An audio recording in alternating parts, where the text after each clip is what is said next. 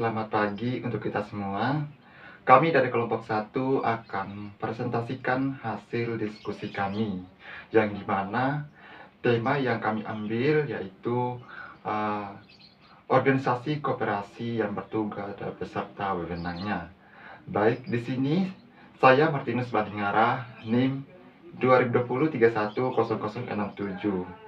dan beserta rekan-rekan teman kelompok saya. Baik, di sini saya Martinus Balingara akan mempresentasikan pengertian organisasi koperasi. Yang pertama, adapun organisasi koperasi adalah suatu cara atau sistem hubungan kerja sama antara orang-orang yang mempunyai kepentingan yang sama dan bermaksud mencapai tujuan yang ditetapkan bersama-sama dalam suatu wadah koperasi. Yang kedua, ada pun ciri-ciri organisasi koperasi sebagai berikut. Yang pertama, uh,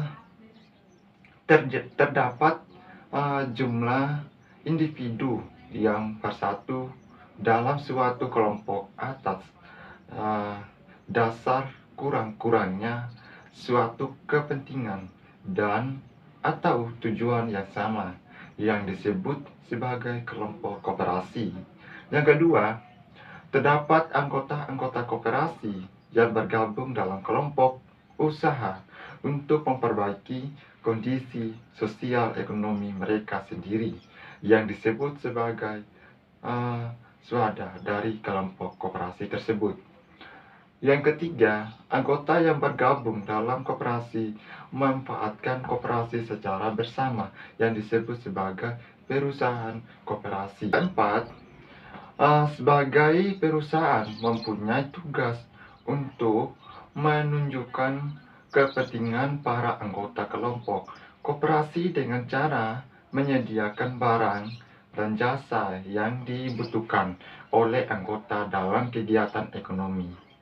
Jika memperhatikan kriteria dari ciri-ciri organisasi koperasi di atas, maka dapat ditarik suatu kesimpulan bahwa organisasi koperasi terdiri dari beberapa pihak sebagai berikut. Di sini saya akan melanjutkan presentasi dari Martinus Balingara tentang pengertian organisasi koperasi.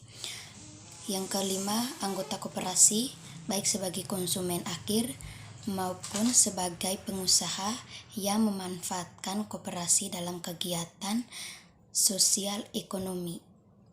Yang keenam, badan usaha koperasi sebagai satu kesatuan dari anggota pengolahan dan pengawasan koperasi yang berusaha meningkatkan kondisi sosial ekonomi anggotanya melalui perusahaan koperasi.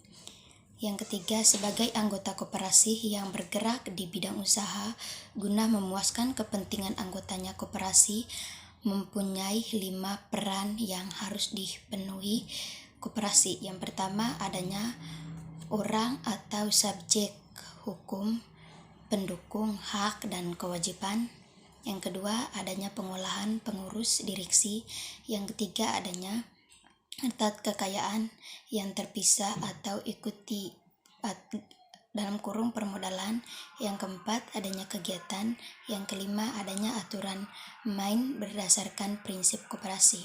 Struktur organisasi koperasi tidak hanya mencakup item koperasi, meliputi segi ekstrim sebagai sebuah badan usaha yang sekaligus merupakan gerakan ekonomi rakyat. Makna kedua, segi organisasi koperasi harus dilihat sebagai satu kesatuan yang tidak dapat dipisahkan satu dan yang lain. Di sini saya akan menjelaskan tentang struktur organisasi koperasi. Organisasi koperasi yang telah terbentuk merupakan pelaksanaan manajemen koperasi yang relevan. Bagian struktur organisasi koperasi menggambarkan susunan, isi, dan luas cakupan organisasi koperasi serta memperluas posisi daripada fungsi beserta tugas maupun kewajiban, dan setiap fungsi hubungan kerja dan tanggung jawab yang jelas. Di sini saya akan melanjutkan penjelasan dari Tricia Aviadiu tentang struktur organisasi koperasi.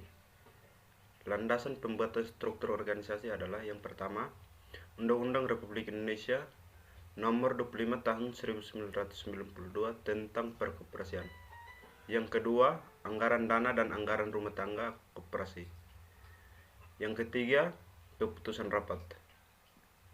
Bagan-bagan struktur organisasi koperasi. Yang paling tinggi adalah rapat anggota, kemudian di bawahnya ada pengurus, kemudian di samping pengurus ada pengawas, kemudian di bawah pengurus ada manajer, kemudian di bawah manajer ada unit-unit usaha, kemudian di bawah unit-unit usaha ada anggota. Struktur organisasi koperasi ini tidak bersifat baku dan masih dapat dimodifikasi sesuai dengan kebutuhan kecukupan ciri khas organisasi koperasi tersebut. Di sini saya akan menjelaskan tentang rapat anggota koperasi. Ketika kita berbicara tentang koperasi, maka tidak akan bisa terlepas dengan yang namanya rapat anggota. Karena dalam konteks koperasi apapun bentuknya, keberadaan rapat anggota memegang peranan sangat penting dalam rangka kelancaran tata laksana di dalam pengolahan organisasi dan usaha koperasi, dimulai dari kegiatan perencanaan, pelaksanaan, dan pengendalian. Baik, yang pertama, rapat anggota koperasi. Rapat anggota koperasi adalah rapat yang dihadiri oleh para anggota, di mana rapat anggota merupakan kekuasaan tertinggi dalam kehidupan koperasi yang mencerminkan demokrasi serta membicarakan dan memutuskan segala persoalan meliputi bidang organisasi, usaha, permodalan, administrasi, dan keuangan. Baik, secara umum pengertian rapat anggota koperasi dapat dikemukakan sebagai berikut. Yang pertama, rapat merupakan bentuk media komunikasi yang sifatnya tatap muka. Yang kedua, yaitu sebagai alat untuk mendapatkan mufakat melalui musyawarah kelompok. Yang ketiga, media pengambilan keputusan secara musyawarah untuk mufakat. Yang keempat, yaitu komunikasi kelompok secara resmi. Yang kelima, pertemuan antara anggota dalam organisasi untuk membicarakan suatu masalah yang menyangkut kepentingan bersama. Ugresi rapat anggota. Yang keenam, yaitu pertemuan para anggota organisasi untuk membahas hal-hal yang berhubungan dengan kepentingan organisasi. Yang berikut adalah jenis rapat anggota koperasi. Penyelenggaraan rapat anggota merupakan kewajiban bagi pengurus koperasi. Dan ada berbagai macam rapat anggota koperasi, antara lain yang pertama yaitu rapat anggota. Rapat anggota atau RA merupakan pemegang kekuasaan tertinggi dalam koperasi, dihadiri oleh anggota yang pelaksanaannya diatur dalam anggaran pasar. Yang kedua, rapat anggota biasa. Yang ketiga, rapat anggota tahunan. Rapat anggota tahunan koperasi sifatnya wajib dilaksanakan secara periodik sesudah tutup tahun buku. Dan yang keempat yaitu adalah rapat anggota pemilihan pengurus dan pengawas. Selanjutnya saya akan menjelaskan materi tambahan mengenai rapat anggota koperasi. Yang pertama yaitu penyelenggaraan rapat anggota terdiri dari dua. Satu, rapat anggota kelompok, dan yang kedua rapat anggota tertulis. Di bagian rapat anggota kelompok itu terdiri 3 hal yang dilakukan. Yang pertama, jumlah anggota lebih dari 500 orang. Yang kedua, dihadiri oleh pengurus dan pengawas. Dan yang ketiga, hasil rapat kelompok dibahas dalam rapat paripurna atau pleno. Rapat yang kedua yaitu rapat anggota tertulis dibagi menjadi 4 bagian. Yang pertama, pengurus mengirim bahan rapat ke anggota. Yang kedua, anggota diberi waktu 14 hari untuk mengirimkan jawaban atau memberikan jawaban. Yang ketiga, pengurus menyusun hasil tanggapan anggota. Dan yang terakhir, keputusan sah diberikan oleh panitia apabila hasil tanggapan atau jawaban mencapai quorum. Pembahasan atau materi selanjutnya yaitu mengenai pasca rapat anggota. Di sini, tugas berikutnya yaitu Selesai rapat anggota, pengurus menyusun buku keputusan rapat anggota yang di dalamnya memuat notulen rapat anggota.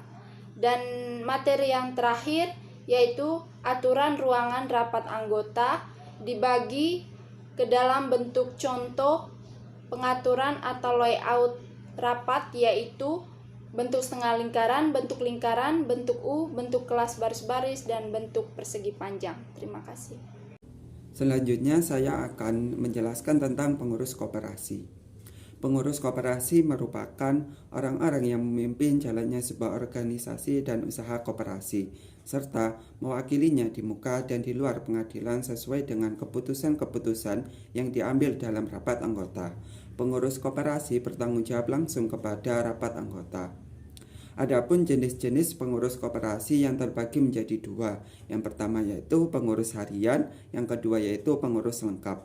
Nah, saya akan menjelaskan tentang pengurus harian. Dalam pengurus harian ada bagian-bagian. Yang pertama yaitu sebagai ketua, yang kedua yaitu sekretaris, dan yang ketiga yaitu bendahara. Yang pertama yaitu ketua. Adapun tugas dan tanggung jawab sebagai ketua, yang pertama yaitu mengendalikan seluruh kegiatan koperasi. Yang kedua yaitu memimpin, mengkoordinir, dan mengontrol jalannya sebuah aktivitas koperasi dan bagian-bagian yang ada di dalamnya. Yang ketiga yaitu menandatangani surat-surat penting. Yang keempat yaitu memimpin rapat anggota tahunan serta melaporkan laporan pertanggungjawaban akhir tahun pada anggota. Nah, yang kelima yaitu mengambil keputusan atas hal-hal yang dianggap penting untuk kelancaran kegiatan sebuah koperasi. Nah, yang kedua yaitu sekretaris. Tugas dan tanggung jawab sebagai sekretaris. Yang pertama yaitu membantu ketua dalam melaksanakan kerja. Yang kedua yaitu menyelenggarakan kegiatan surat menyurat dan ketatausahaan koperasi. Yang ketiga yaitu mencatat tentang kemajuan dan kelemahan yang terjadi pada koperasi tersebut.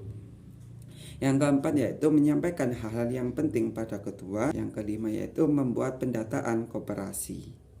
Yang ketiga yaitu bendahara. Adapun tugas dan tanggung jawab sebagai bendahara. Yang pertama yaitu merencanakan anggaran belanja dan pendapatan koperasi. Yang kedua yaitu memelihara semua harta kekayaan koperasi.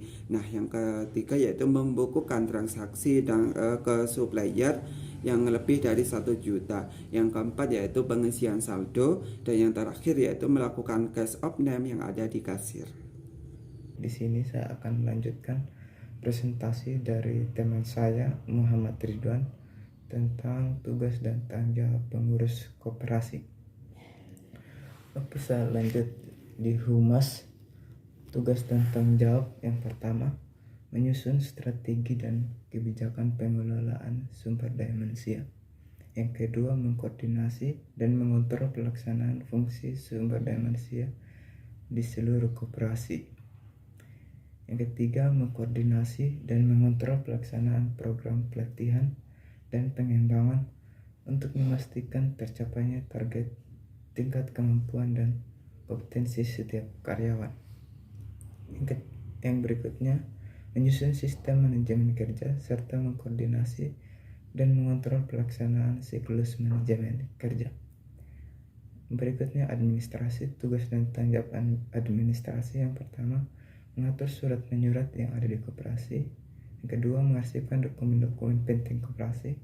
Yang ketiga, memonitor kebutuhan rumah tangga dan ATK koperasi. Yang keempat, mempersiapkan rapat-rapat di koperasi. Yang kelima, menjadwalkan kegiatan-kegiatan di koperasi.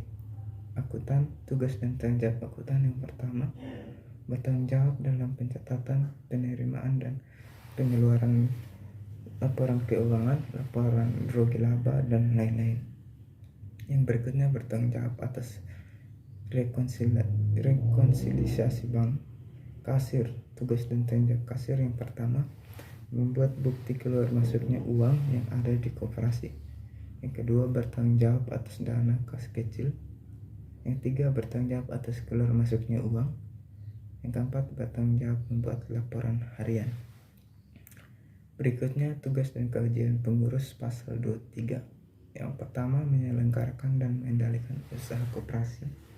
Yang kedua, melakukan seluruh perbuatan hukum atas nama koperasi. Yang ketiga, mewakili koperasi di dalam dan di luar pengadilan. Keempat, mengajukan rencana kerja, rencana anggaran pendapat dan belanja koperasi. Yang kelima, menyelenggarakan rapat anggota serta mempertanggungjawabkan pelaksanaan tugas dan kepengurusannya. Yang keenam, memutuskan penerimaan anggota baru, anggota perhentian anggota. 7. Membantu pelaksanaan tugas pengawasan dan memberikan keterangan dan memperlihatkan bukti-bukti yang diperlukan. Yang kedelapan, memberikan penjelasan dan keterangan kepada anggota mengenai jalannya organisasi dari suatu koperasi. Yang kesembilan, memelihara kerukunan antara dan mencegah segala hal yang menyebabkan perselisihan. Yang ke-10, menanggung kerugian koperasi sebagai akibat karena kelalaiannya dengan ketentuannya. Yang berikutnya, meminta jasa audit kepada koperasi, jasa audit dan atau akuntan publik yang biaya ditanggung. Di sini saya akan menjelaskan tugas dan wewenang dari pengurus koperasi. Sebelumnya, kita ketahui bahwa pengurus koperasi merupakan orang-orang yang dipilih untuk masa jabatan paling lama 5 tahun sesuai dengan anggaran anggota koperasi. Adapun tugas dari pengurus koperasi, yang pertama menyelenggarakan rapat anggota, kedua menyelenggarakan pembinaan organisasi, yang ketiga mewakili koperasi di dalam dan di luar forum, yang keempat mengolah koperasi dan usahanya, yang kelima mengajukan rancangan kerja dan rencana anggaran pendapatan dan belanja atau RAPB koperasi. Yang keenam, mengajukan laporan keuangan dan pertanggungjawaban pelaksanaan tugas. Yang ketujuh, menyelenggarakan pembukuan koperasi secara tertib. Yang kedelapan, memelihara daftar buku anggota, daftar buku pengurus, dan daftar buku pengawas. Wewenang dari pengurus koperasi yaitu meliputi mewakili koperasi di dalam dan di luar forum. Yang kedua, memutuskan penerimaan dan penolakan anggota baru serta pemberhentian anggota berdasarkan anggaran dasar koperasi. Yang ketiga, melakukan penelitian mengenai catatan yang ada di dalam koperasi termasuk akuntansi koperasi. Yang keempat, meminta keterangan kepada pengurus dan pihak lain. Yang terakhir yaitu melaporkan kepada rapat anggota. Sekian, selanjutnya saya berikan kesempatan kepada teman saya. Terima kasih. Baik, cara mengelola koperasi itu harus saling bekerja sama antara pengurus, anggota, dan badan pengawas. Di mana jika ketiga unsur tersebut sudah dapat bekerja sama antara satu sama lain, maka tujuan koperasi pun dapat tercapai. Peluang koperasi untuk tetap berperan dalam percaturan perekonomian nasional dan internasional terbuka lebar asal koperasi dapat berbenah diri dari segi manajerial dan menjadi salah satu pelaku ekonomi atau badan usaha yang kompetitif dibandingkan pelaku ekonomi lainnya. Tantangan untuk menghadapi globalisasi memang berat karena jika koperasi tidak berbenah dan segala aspek, maka bukan tidak mungkin koperasi akan tergerus serta akan mematikan perekonomian masyarakat. Selain itu, membuat koperasi menjadi usaha yang nyaman untuk bertransaksi dengan masyarakat juga anggotanya akan lebih membuat koperasi menjadi kompetitif dan efisien dalam pelayanannya. Dari pembahasan-pembahasan yang sudah disampaikan oleh teman-teman saya, dapat dipastikan bahwa seluruh kegiatan koperasi menggunakan pengarahan dan pengorganisasian. Semuanya tetap berorientasi pada manajemen. Tidak ada hal sekecil apapun yang terlewatkan. Koperasi sebenarnya dapat menjadi motor penggerak roda perekonomian nasional untuk keluar dari krisis ekonomi. Sekian dari kami. Wassalamualaikum warahmatullahi wabarakatuh.